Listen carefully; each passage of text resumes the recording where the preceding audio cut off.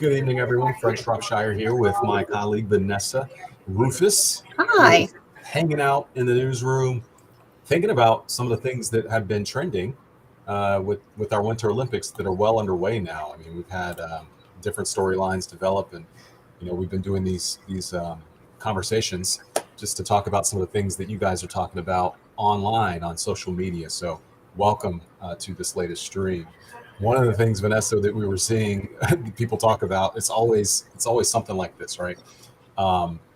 Prada, like on the bottom of a snowboard, in a sport or in an environment where you're not really thinking about fashion, you see this Prada snowboard. This is the snowboard from Julia Marino, Yeah.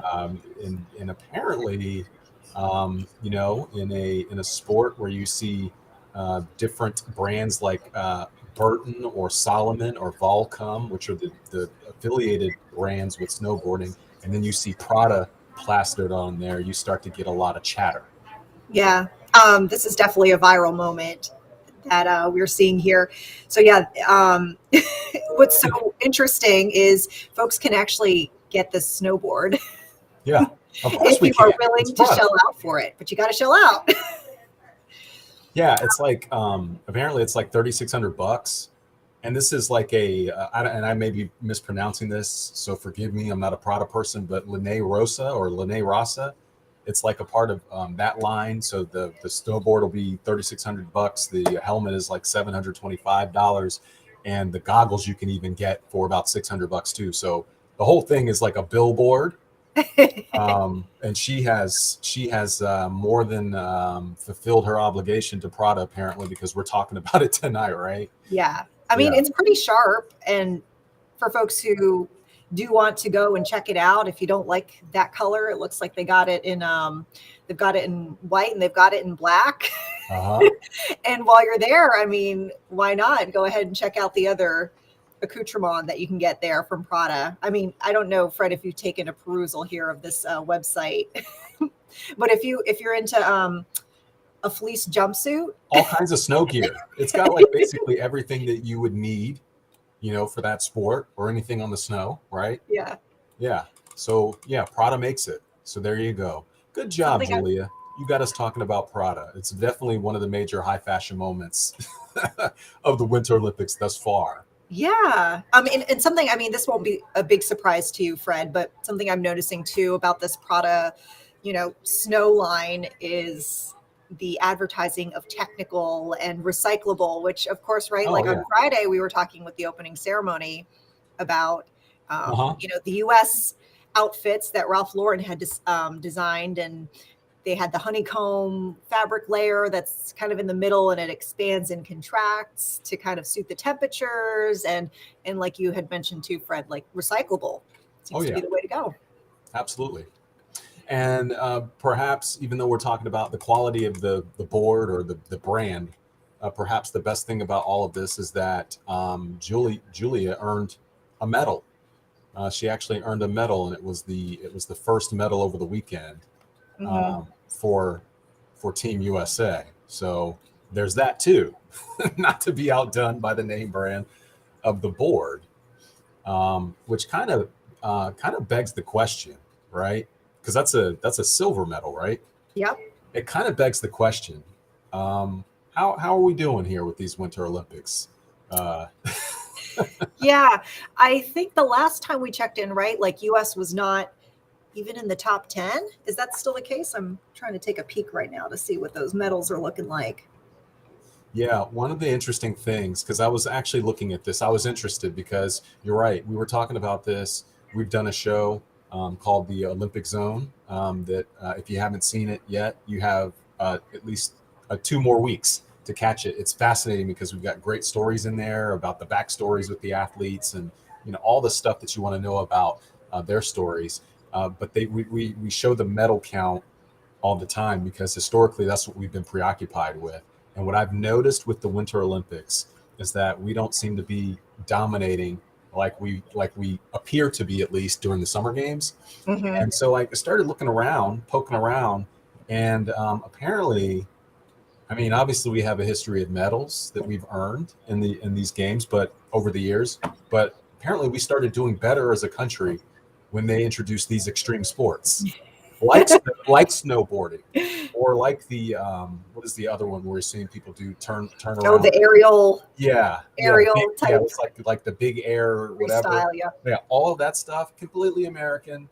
You know, and some of the newer sports, apparently we started racking up medals more in the Winter Games with those. But you see a lot of the nations like Switzerland and Norway and nations like that, you know, where you basically ski before you walk.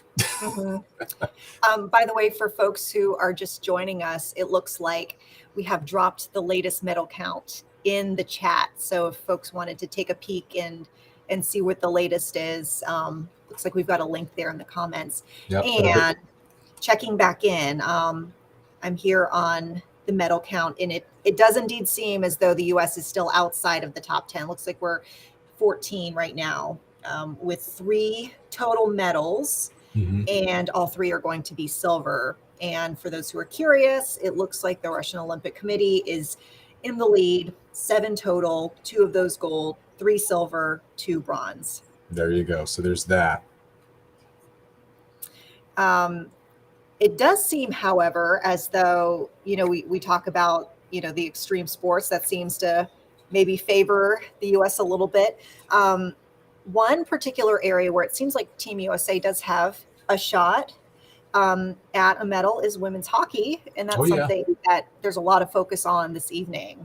Oh yeah, yeah. The women apparently they're facing Canada, and this is like the final women's tournament in the preliminary round, and apparently in their group, because they just have this reputation, they've always been good. Apparently this might be, if my memory serves me correctly, if I can remember what I've learned about this, I think this might be the first time that they've been able to face each other recently, because they've had a couple of matches canceled, and apparently both of these squads are pretty dominant in the sport. So it basically promises to be a good match between those two teams.